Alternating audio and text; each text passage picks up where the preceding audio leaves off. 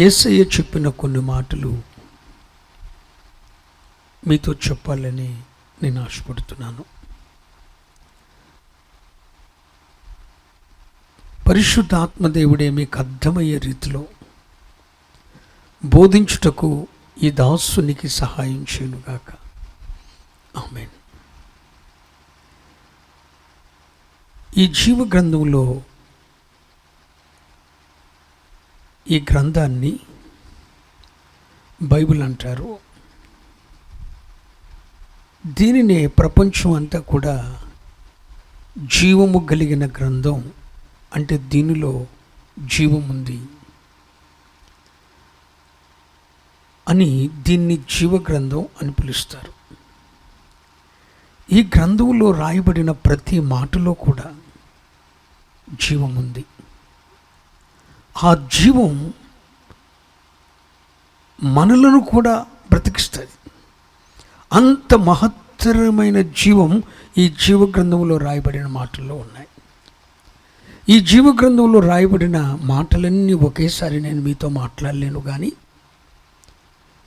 ఈ రాత్రి పరిశుద్ధాత్మ దేవుడు మీతో ఏం మాట్లాడాలనుకున్నాడో ఆ మాటలు అర్థమయ్యే రీతిలో బోధించుటకు పరిశుద్ధాత్మ దేవుడే నాకు సహాయం చేయనుగాక. ఈ పూట ఈ జీవ గ్రంథంలో రాయబడిన మాటల్లో నుండి ఒక్క మాట మీతో చెప్పాలని నేను ఆశపడుతున్నా. ఈ పూట ధ్యానం కొరకు గలతీయులకు రాసిన పత్రిక బైబిల్ గ్రంథంలో జీవ గ్రంథంలో అపోస్తలుడైన పౌలు గలతీయులకు రాసిన పత్రిక 6వ అధ్యాయం 7వ వచనాన్ని మీ ముందు తీసుకొని రావాలని ఆశపడుతున్నా. మనసు పెట్టి శ్రద్ధగా వినండి. మోసపోకుడి, దేవుడు విక్రింపబడడు. మోసపోకుడి, దేవుడు విక్రింపబడడు. మనుష్యుడు ఏమి విత్తునో ఆ పంటని కోయును. ఈ చిన్న మాట నా వెనక చెప్పండి మీరందరూ. మనుష్యుడు ఏమి విత్తునో ఆ పంటని కోయును. నీకు ఒక మంచి పొలం ఉంది. ఆ పొలములో నువ్వు ఏ విత్తనాన్ని వేస్తావో అదే పంట కోస్తావు. నీకు ఒక 100 ఎకరాల మాగాణి ఉంది. ఆ 100 ఎకరాల మాగాణిలో ఏ పంటను నీవు కొయ్యాలనుకుంటావో అదే పంటను విత్తుతావు. నువ్వే పంటను విత్తుతావో అదే పంటను కోస్తావు. యేసయ్య అన్నారు, మత్తయి సువార్త 13వ అధ్యాయము 24వ వచనంలో యేసయ్య ఒక మాట చెప్పారు. మరియు ఆయన మరి ఒక ఉపమానము వారితో చెప్పాను. ఏమనగా, పరలోక రాజ్యము తన పొలములో మంచి విత్తనమును విత్తిన ఒక మనుషుని పోలి ఉన్నది. హలో, అర్థమవుతుందా? పరలోక రాజ్యమట తన పొలములో మంచి విత్తనమును విత్తిన వానిని పోలుందట. ఎవరైనా, నేనైనా నీవైనా, నీకున్న పొలములో మంచి విత్తనం వేస్తావా, చెడ్డ విత్తనం వేస్తావా? మంచి విత్తనం వేస్తావు. ఒక మనుషుడు తన పొలంలో మంచి విత్తనాన్ని విత్తుతాడు. ఆ మనుష్యుడు తన పొలములో ఏమి విత్తాడో దానినే పంటగా కోస్తాడు. దానినే పంటగా కోస్తాడు. మనుష్యుడు ఏమి విత్తునో అదే పంటగా కోస్తాడు. మీకు అర్థమవుటకు చెప్తాను. యోబు గ్రంథం 4వ అధ్యాయము 8వ వచనం. నేను చూచినంత వరకు అక్రమమును దున్ని, నేను చూచినంత వరకు అక్రమమును దున్ని కీడును విత్తువారు దానినే కోయుదురు. ఏంటి? కీడును విత్తువారు దానినే కొయ్యుదురు. నువ్వెవరికైనా కీడు చేయాలనుకున్నావు, కీడు చేశావు, నీ జీవితం మొత్తంలో నీ స్నేహితునికో, నీ స్నేహితురాలికో, నీ రక్త సంబంధికులకో, నీ వంశులు, నీ తల్లి కన్న బిడ్డలకో, నీ భార్యకో, నీ భర్తకో కీడు చేశావు అంటే నువ్వేమిత్తావు? కీడు అనే విత్తనాన్ని విత్తావు. ఈ లోకంలో ఏ పంటకు వస్తావు? బైబిల్ చెప్తుంది, యోబు గ్రంథం 4:8, కీడును విత్తువారు దానినే కోస్తారు. అంటే నువ్వెవరికైనా కీడు చేసావు నీ జీవితంలో. బైబిల్ చెప్తుందండి, 100% నీ జీవితంలో కీడు అనే పంటను నువ్వు కోస్తావు. సరే, దాన్ని మరొక భాషలో చెప్పను.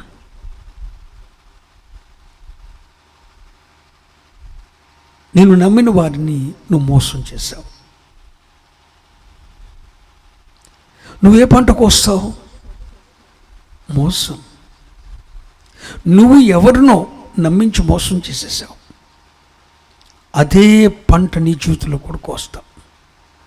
బైబిల్ చెప్తుంది. 100% సత్యమండి ఈ గ్రంథంలో రాయబడినవి. నువ్వు ఏమి విత్తుతావో అదే పంటకు వస్తావు. ఒకరికి నువ్వు మోసం చేసావు, ఒకరిని నువ్వు మోసం చేసావు. నీ లైఫ్ మొత్తంలో ఏదో ఒక రోజున ఆ పంట నువ్వు మోసపోతావు. ఎవరికో నువ్వు కీడు చేసావు. 100%, 100% నీ జీవితంలో ఆ కీడు అనేది నువ్వు పంటగా కోస్తావు.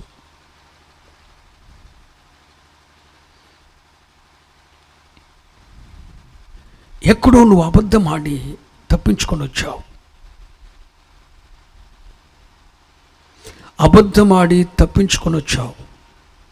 నీ భార్య దగ్గర, నీ తల్లిదండ్రుల దగ్గర, రక్త సంబంధికుల దగ్గర ఏదో ఒక దాంట్లో ఇరుక్కుపోయి అబద్ధమాడి తప్పించుకొని వచ్చావు. రేపొద్దున అదే అబద్ధాన్ని నీ దగ్గర ఆడి మనుషులు నీ ఎదుటి నుండి తప్పించుకుంటారు. మోసపోతావు. భూమి మీద నువ్వు చేస్తున్న ప్రతి క్రియ కూడా ఒక విత్తనం లాంటిది.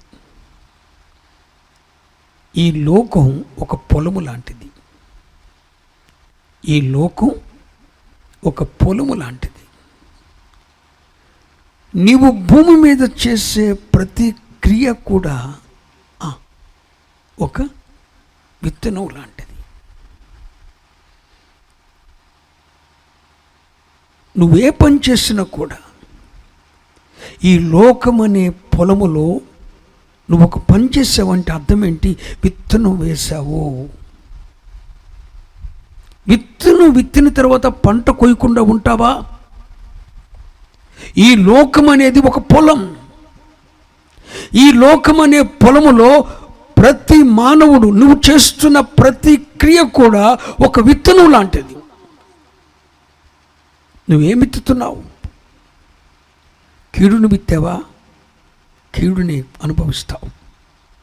కీడునే పంటగా అనుభవిస్తావు. ఎవరినో మోసం చేసి బ్రతుకుతున్నావా? నిన్ను మోసం చేస్తుంటే నువ్వు దాన్ని పంటగా అనుభవిస్తావు. ఎక్కడో మాయ మాటలు చెప్పి అబద్ధాలు చెప్పుకొని తప్పించుకొని తిరుగుతున్నావు. రేపొద్దున నీ ఫ్యూచర్లో కూడా అదే మాయ మాటలు చెప్పి నిన్ను మోసం చేసేవాడిని నువ్వు లోకంలో నువ్వు సంపాదించుకుంటావు. వ్యభిచారం అనే విత్తనం విత్తుతున్నావా? అదే పంట కోస్తావు. నువ్వు ఏమి విత్తుతున్నావు? ఈ లోకం అనే పొలములో నువ్వు చేస్తున్న ప్రతి క్రియ కూడా ఒక విత్తనం లాంటిది. ఆ విత్తనం నువ్వు చేస్తున్న ఏ క్రియ చేస్తున్నావో ఆ క్రియ ఒక విత్తనం లాంటిది. అది మొలిచి పెద్దదై ఒక రోజున అదే పంట నువ్వు కోస్తావు. నువ్వేమి విత్తుతావో అదే పంట. మీకు అర్థమవుతాయి చెప్తాను. బైబిల్ గ్రంథంలో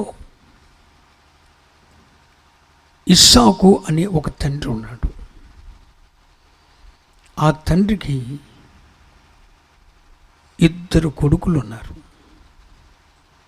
పెద్దవాడు ఏశావు, చిన్నవాడు యాకోబు.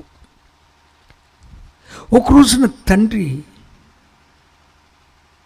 వృద్ధాప్యంలో ఉన్నాడు ఇస్సాకు. వృద్ధాప్యంలో ఉన్న తండ్రి తన పెద్ద కుమారుని పిలిచాడు, ఏశావును పిలిచాడు. నాన్న, నిన్ను మరణానికి సమీపంగా వెళ్తున్నాను.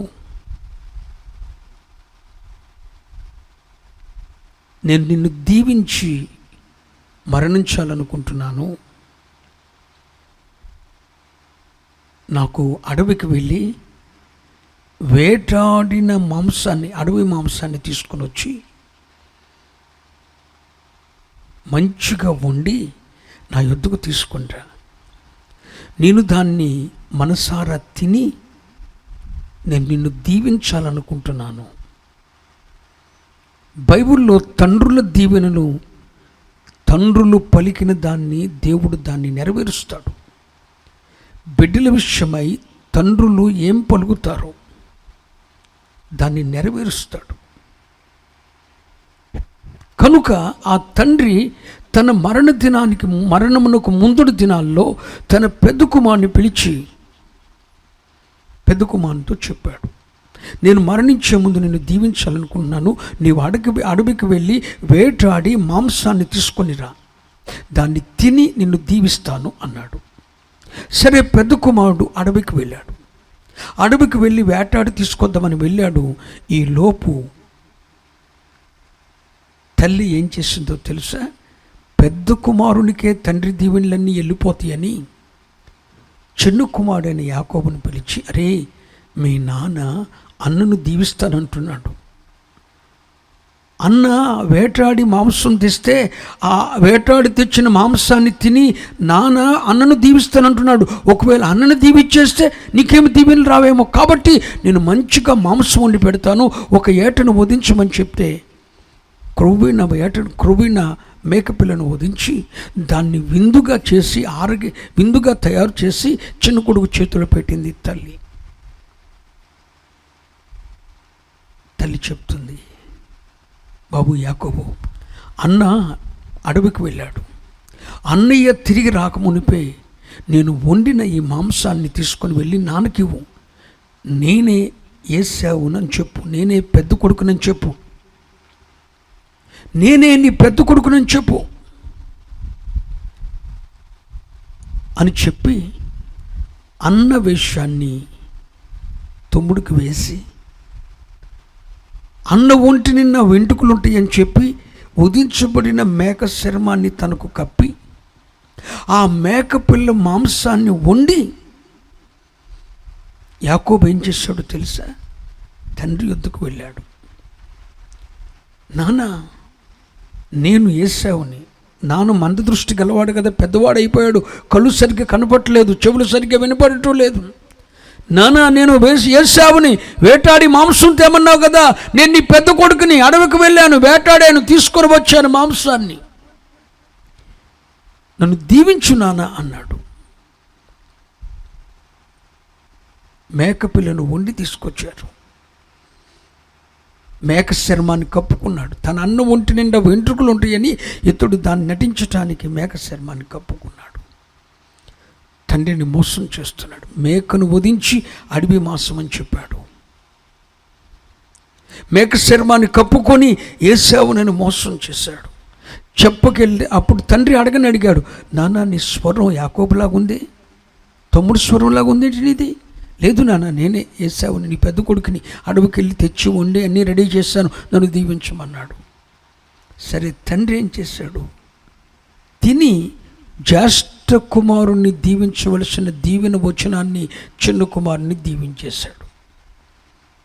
ఇలా ఇస్సాకుని తన చిన్న కుమారుడైన యాకోబు అడవి మాంసం అని చెప్పి మేక మాంసాన్ని తెచ్చి తండ్రికి పెట్టి మేక చర్మాన్ని కప్పుకొని అన్నలాగా వేషమేసి తండ్రిని మోసం చేశాడు.